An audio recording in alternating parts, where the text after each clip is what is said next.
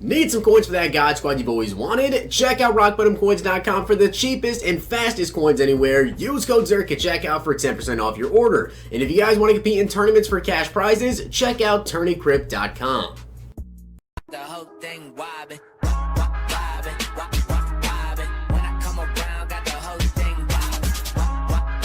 What's going on, guys? It's Zirksee coming at you today with another YouTube video, and today we have got a huge update that went out to Madden 20 today. So this update brings new Superstar X Factor and Superstar abilities as well as improvements to Madden NFL 20. So I'm going to hop right into it because, guys, there is a ton of stuff that came out. But of course, if you guys enjoyed this video, make sure you guys drop a like on it, and of course hit that sub button, and that notification bell will come in big handy, of course, with everything that's coming out of Madden 20. So make sure you guys turn that notification bell on. But let's go and get into this. So key highlights: offensive linemen have been added as superstars with new run blocking and pass blocking superstar abilities. Edge Protector reduces edge pass rushers' chance of successful rush move. That, of course, was put on David Bakhtiari, Trent Williams, Tyron Smith, and also Mitchell Schwartz. You guys can see here, it looks like he also has an all-day chemistry, which apparently is better protection against frequent shed attempts. Post-up improves blockers' ability to hold double-team blocks, both run and pass, which actually, I've noticed this year that with double-team blocks, it seems like they get shed a lot. So that's actually going to be really good. And I also wonder if he's going to be an ultimate team as well. So the Eagles right guard Brandon Brooks has that. Joe Staley, Andrew Whitworth, Zach Martin, and Kevin Zeitler all have the new post-up ability. There's also Run Block Elite, holds blocks longer when run blocking, not equipped to any player, but will make available, it's actually available to earn in Mutton franchise. Okay, well that's pretty cool. Pass Block Elite, holds blocks longer when pass blocking. That's going to be on David DeCastro and right guard Brandon Brooks. So since that one is available in Mutton franchise, I'm going to assume that all these other chemistries as well, these abilities, will be available in Ultimate Team. So this is really going to change things, I guess, when you look at offensive linemen. We also have Zone Blocker, holds blocks longer on zone block run plays. That is going to be on Joe Staley, Alex Mack, Trent Williams, and again, Zach Martin.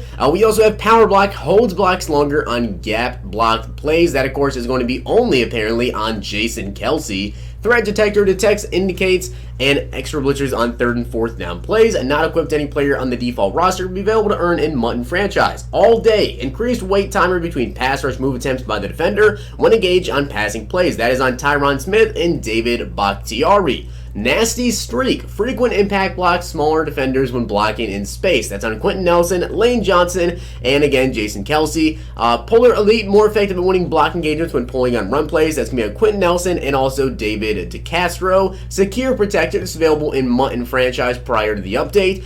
Significant reduction of passers' chance to use a quick shed move or edge rush on passing plays. That's on Teron Armstead, Rodney Hudson, and Andrew Whitworth. Now we get into some other stuff. So there's now going to be a new pre-play mechanic, pass block double team mechanic added to pass blocking adjustments, replacing the pinch adjustment. That's actually pretty cool. So how it works in the pass blocking adjustment pre-play menu, you can now target a defender aligned on the line of scrimmage for a pass block double team. You can do this by opening the pass protection menu with R1/RB and selecting the bottom option double team. This new mechanic is replacing the pinch adjustment, which has been removed globally. Once in this state, you'll be shown a Z2 indicator that you can move around the line of scrimmage and then lock in your double team target by pressing A/X. Well, this can be bluffed on running plays and play action, and will only assign a double team on drop back passing plays. So I'd say that's pretty cool because a lot of people, of course, have to deal with those superstar X Factor players. So say you're facing off against like Von Miller and he's got his X Factor ability. You're going to want to double team him. So that's a very, very good thing. It says right here, we are thrilled to be able to deliver a mechanic that our community has requested, and we think it's coming in at a perfect time. The double team mechanic is a great way to counter superstar X Factor pass rushers.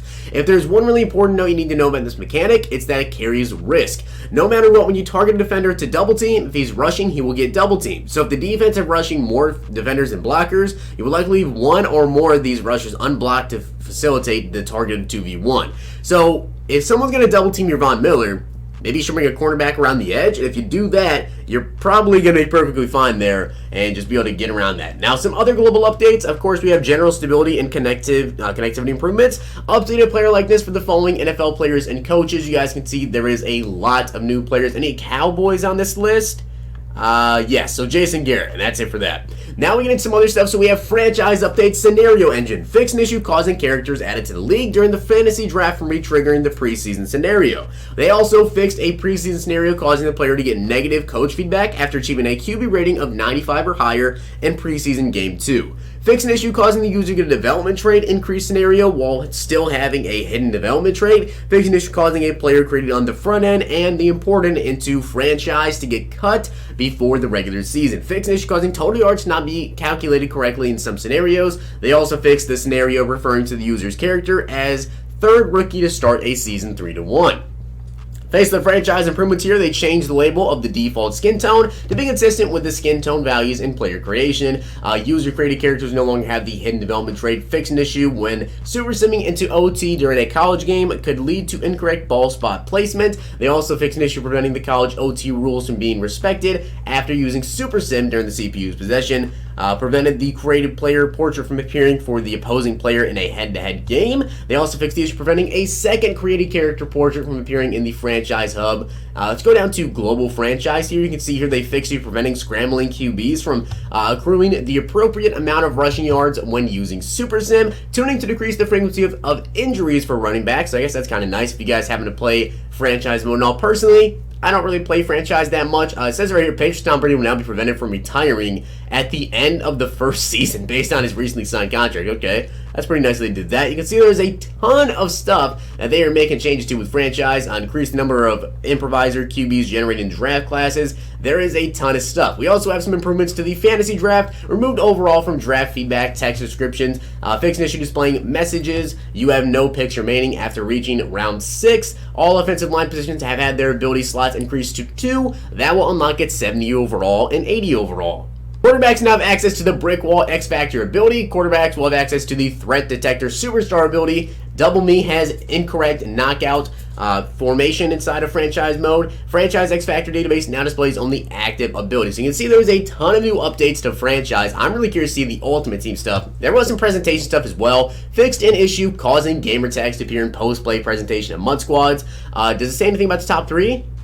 I don't think it says anything at all about the top 3 for Madden, so that's kind of crap, but it is what it is. Gameplay update. So we have the new pass block double team mechanic. You can see here how they're doing it on Khalil Mack with Brian Bulaga and Try Turner. Both those guys blocking over there. Also displaying it right there how to actually get that to work. And then it looks like there's probably going to be a cornerback blitzing off that edge maybe. Is that what they're about to show right there? So Superstar X Factors. Added offensive line superstars and abilities. Tuning to increase the effectiveness of double move route cuts for double move abilities. Added the fade hot route to criteria to activate the streak specialist ability.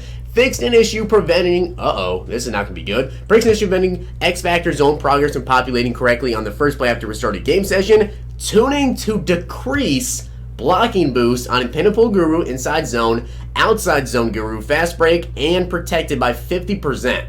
50%. So, my personal opinion on this, guys, if they're going to nerf X Factors, right? Are we going to get a refund on them? Because I know last year they had X Factors that did not work, and we ended up getting a ton of refunds on it. I think if they're going to tune down any sort of X Factors, we should get a refund because we were not aware that they were actually going to go ahead and get tuned. So, in my opinion, I think we should probably get some training points back for that. Steelers QB Ben Roethlisberger has been updated to his new Superstar X Factor ability is Brick Wall. Brick Wall when in the zone will break the first sack attempt as long as he's in the pocket. This ability is available in both Ultimate Team and Franchise. Oh boy, tuning around fumble rates and stiff arm strength. So it looks like they actually tune arm bar. We have heard our players' voices related to the frequency of fumbles and the power of the stiff arm move. While this tuning will decrease some of the frustrations around fumbles and stiff arms globally, this is just the first step in a series of planned updates to bring more exact situational tuning. One important note regarding fumbles, the fumble rate for QBs is higher intentionally, especially on competitive game style, in order to provide balance for scrambling QBs. You can avoid fumbling with your QB by using the QB slide mechanic. So it looks like stiff arm is going to be tuned a little bit, and also fumbles will be tuned. So I agree. I think stiff arm is pretty dang OP, and I think armbar was extremely OP as well. So on to the next thing, I guess. Tapping the stiff arm button by second time before making contact with the defender will cancel the stiff arm. Okay, that's pretty nice. Defender's secure tackle or tackle supreme abilities will no longer allow broken tackles due to the stiff arm move. Tuning to remove a speed burst when canceling a play action fake. Improve the read defender's reaction when running inverted veer plays to make the play easier to read. Tuning to increase the frequency of successful catches by offensive linemen on fake field goal plays. Okay, interesting there.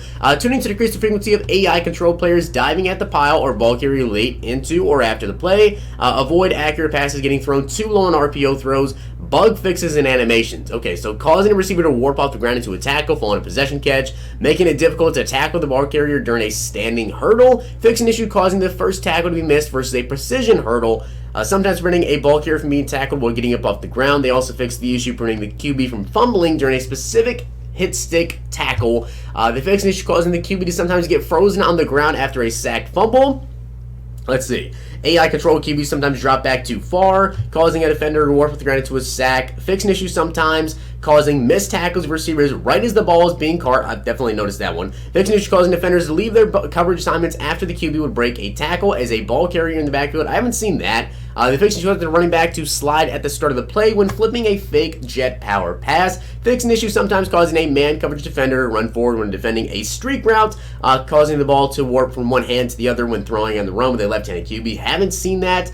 They fix an issue with the button mapping of the run fit play art. You can now view the run fits in Coach Cam by holding down left trigger /L2 and pressing either square X or circle B in pre-play. Fix an issue preventing ball carriers from dropping the ball after the play is over. Looks like just a couple of basic things, nothing really insane, I guess. There was also a lot of playbook updates you guys can see there. Now let's get into the MUT updates. Fix an issue preventing overalls from spraying correctly on the top players section of the lineup tab. So I wonder if that's going to be for the top 3. Fix an issue causing the top players to only show their default position. Fix an issue causing players to sometimes kick off to begin both halves in MUT solo battles. Actually, I haven't seen that. Fix an issue preventing the user from being rewarded the appropriate star when scoring exactly 14 points during a score more than 14 points bonus objective. Fix an issue causing play next challenge to display the incorrect team. Causing the left analog stick to lose functionality after ending the adjust lineup screen, moving through the tabs. Updating the MUT squad's leaderboard to display the correct rankings in the friend leaderboard. Multiple menu and interface